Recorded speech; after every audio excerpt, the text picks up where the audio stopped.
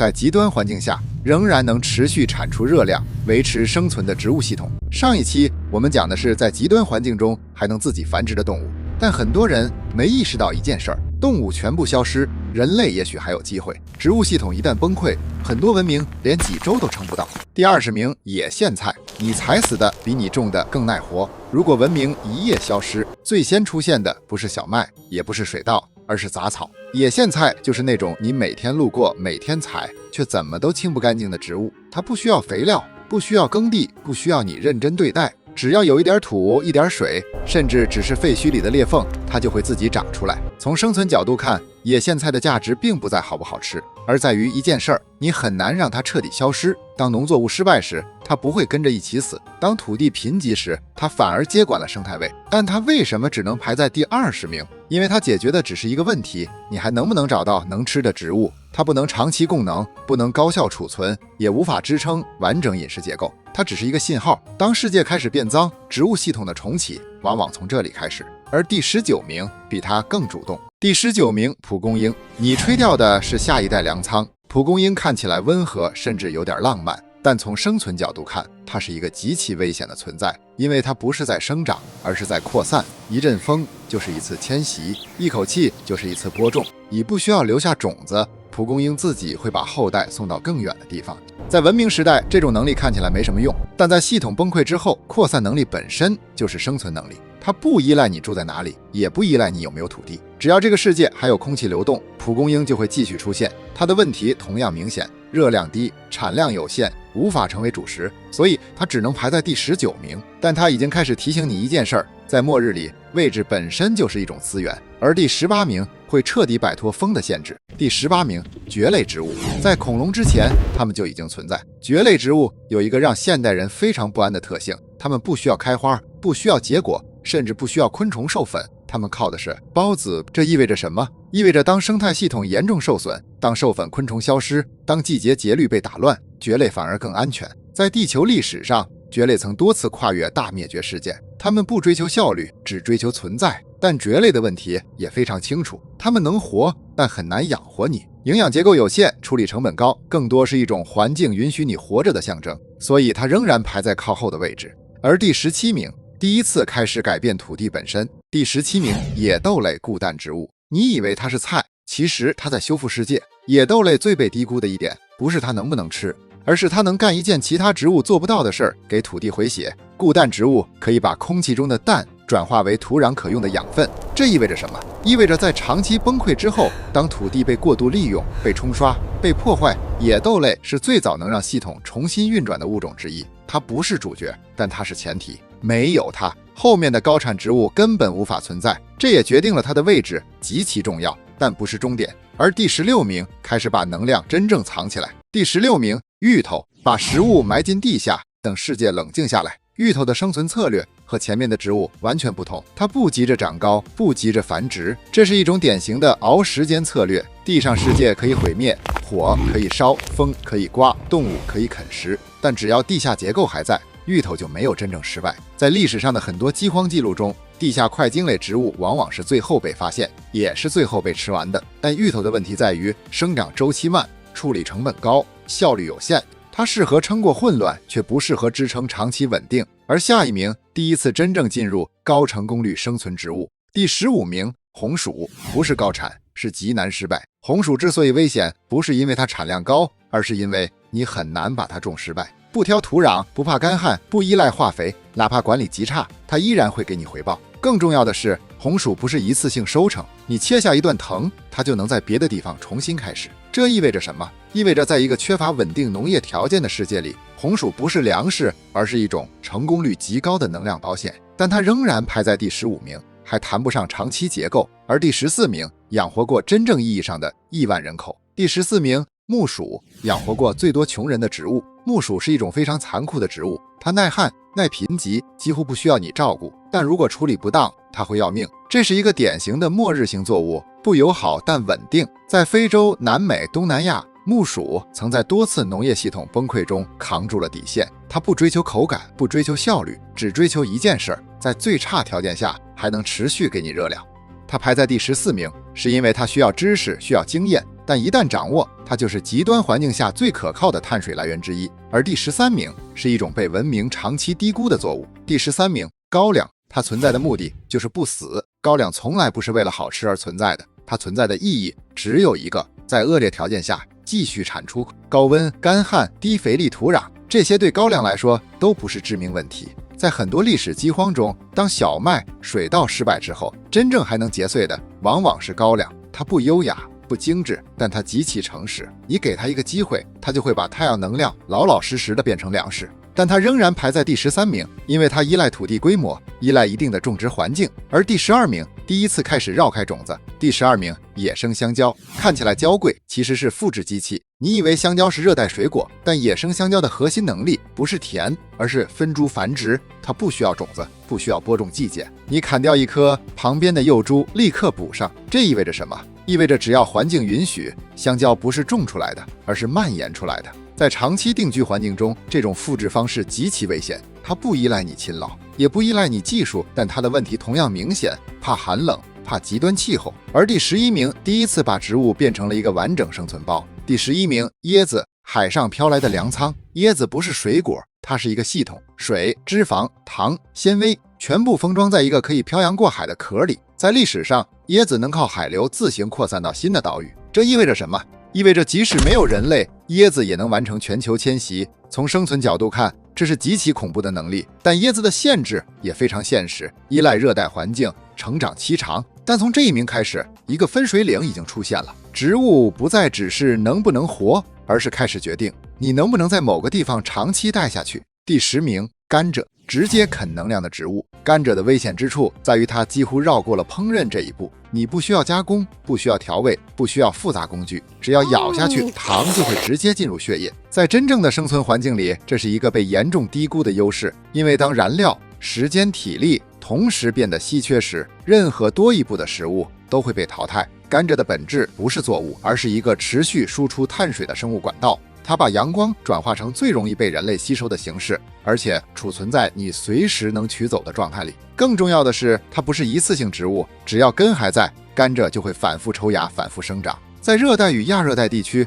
它是一种典型的你不清空它就不会停的系统。但甘蔗的问题也同样明显，它高度依赖气候与水分，无法适应寒冷与干旱，所以它只能排在第10名。它是高效能量作物，但还不具备跨环境的稳定性。而接下来第9名会把重复生长这件事儿推到一个更极端的位置。第9名，竹子，比农作物更像机器的植物。如果你只把竹子当成材料，那你低估了它。竹子的真正恐怖之处在于，它不是按年生长的，而是按天。在合适条件下，竹子一天可以长几十厘米，这是陆生植物中最接近指数级生长的存在。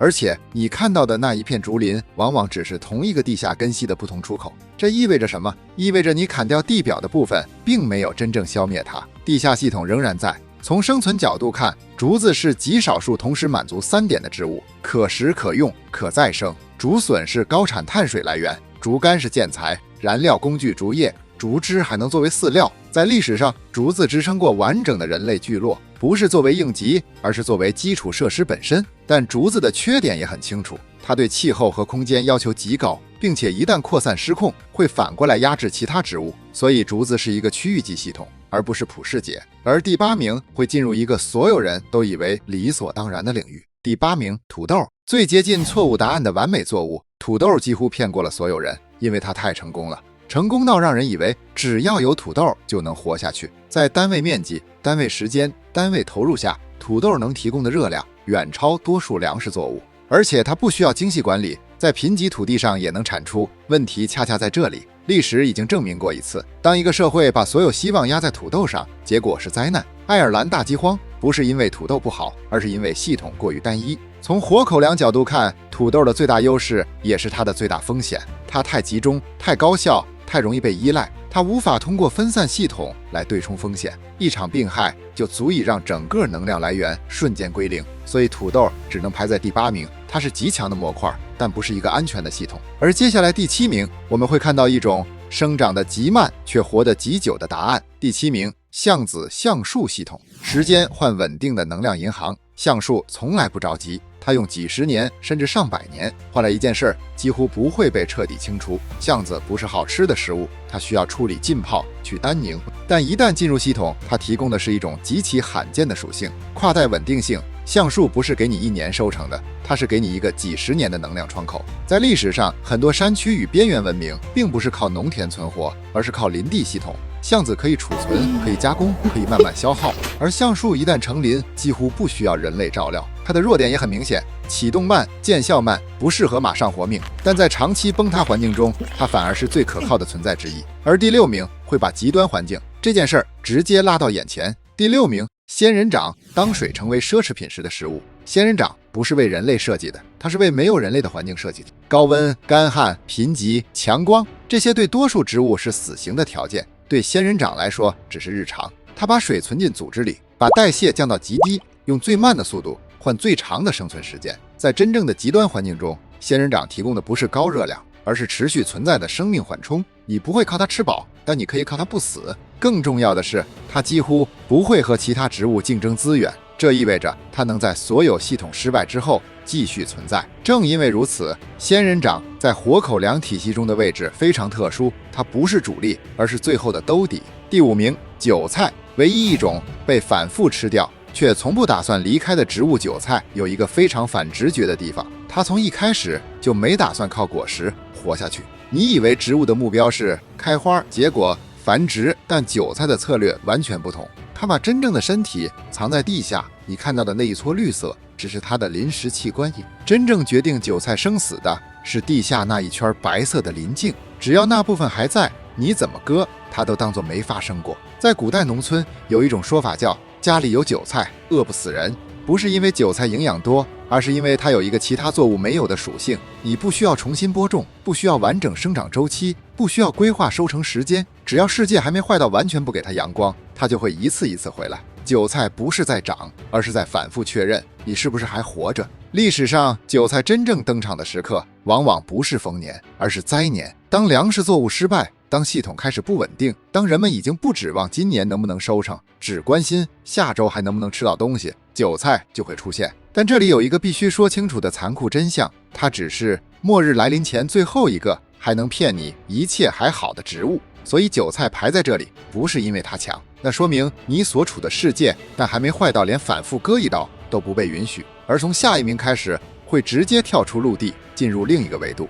第4名，藕。藕看起来是蔬菜，其实是植物的地下硬盘。你可能每天都在吃藕，但你很少意识到一件事儿，藕不是根，它是连的地下茎。换句话说，你吃的不是吸收营养的部位，而是植物用来存储能量，等待重启的身体备份。藕最离谱的一点在于，它不是为了现在而存在的，它的真正任务只有一个，活到下一个季节。当水面干涸，温度骤降，环境恶化，莲叶会死，花会消失，但藕会安静地躺在泥里，等条件一恢复，它会直接重启整个系统。更夸张的是，藕内部是中空结构，这些孔洞不是装饰，而是为了在淤泥里输送氧气。这意味着什么？意味着藕可以在缺氧、腐泥、几乎生物不该存在的环境里长期存活。从生存角度看，藕具备3个特性：能量密度高，不需要立刻暴露在地表，可以长期作为备用身体存在。在很多灾荒年代，人类不是靠种，而是靠挖藕活下来。藕看起来很末日友好，是因为它吃的是过去的阳光，所以藕很强，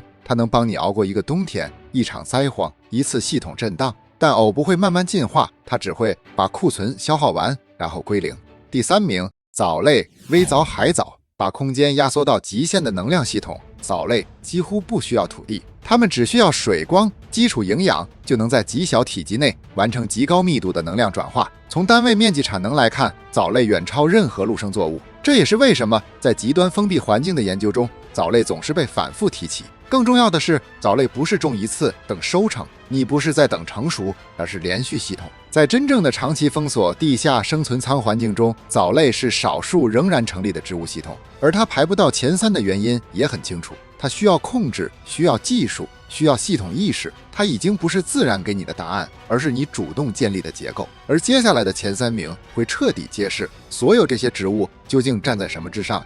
第2名，菌类系统。蘑菇菌丝网络。真正统治陆地的不是植物。你可能以为森林是树的世界，但如果你把地表扒开，你会发现一个更残酷的事实：陆地真正的主人从来不是植物，而是菌丝。菌类不是长在土里的蘑菇，蘑菇只是它们的生殖器官，真正的本体是遍布地下肉眼看不见的菌丝网络。在一片健康的森林里，一棵树下面往往连接着几十种不同的菌类网络，它们像地下互联网一样，把水、矿物、碳源在不同植物之间转移。强的捕弱的，多的喂少的，有科学家称它为森林的暗网。更反直觉的是，很多植物并不是自己活着的，没有菌根真菌，90%以上的陆生植物根本无法有效吸收磷、氮和微量元素。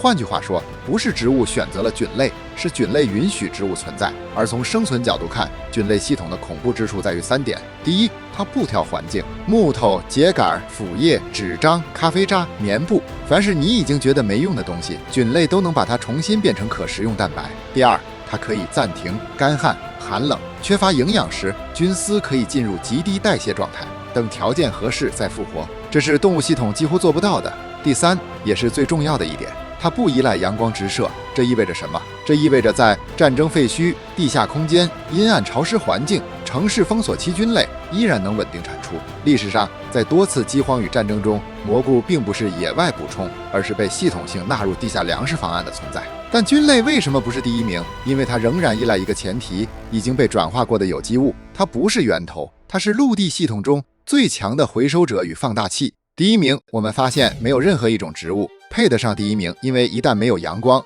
所有植物都会同时失去意义。它们不是在制造能量，而是在接收能量，而那份能量并不来自土地，不来自水，也不真正来自植物本身，它来自阳光。只要阳光消失，效率再高的植物也只是更快归零。哪怕是蘑菇，蘑菇本身确实不进行光合作用，但它们依赖的却是腐殖质死掉的植物或其他生物残骸，而这些东西本质上都是曾经被阳光照过的生命。地下生态不是独立系统，只是对过去能量的消耗。上期有观众朋友留言说，人体也许能不能直接吸收太阳能？这是一个非常自然但也非常典型的幻觉。人类确实可以晒太阳，利用光发电，把光转成热，转成电，再参与食物生产。但这里有一个无法跨越的断层，人体无法把光能直接转化成细胞可以使用的化学能。我们的身体只能使用3种东西：葡萄糖、脂肪、蛋白质，而这些东西无一例外都必须经过光合作用、生物化学链。所以必须承认的事实是，人类看起来站在食物链顶端，但在能量链上，我们反而站在最末端。顺序是这样的：阳光、植物、动物、人类，任何一个环节出问题，人类都是最先完蛋的那一层。一个有趣却常被忽视的事实是，人类至今无法复制完整的光合作用。我们能模拟光，能制造电，能合成燃料，但无法在常温常压下稳定的把二氧化碳和水变成糖。植物已经做了30多亿年，而我们还在旁边模仿。那躲进地下地堡行不行？可以活一段时间，但那只是慢慢消化储存的能量。地下没有新的输入，只有库存的倒计时，最终还是会归零。也正因为如此，也许人类唯一的长期生存方向不是越躲越深，而是带着种子和微生物走向仍有恒星能量的地方。这也是为什么上一期我们提到太空里的人造牛排，有网友留言问，都末日了，哪来的人造牛排？答案其实很简单，那不是在讨论肉，而是在讨论能量是否还能继续流入系统。地下只能延迟死亡，太空才有可能延续文明。文明从来不是被炸毁的，而是被切断能量来源后自己饿死的。到这里，我们的吃不完的食物3部曲，储存活的动物、植物就全部讲完了。感兴趣的朋友可以回看前2部。下一期我们要讲的是20个历史上真实存在却突然消失的城市。欢迎订阅、点赞、分享、评论，我们下期再见。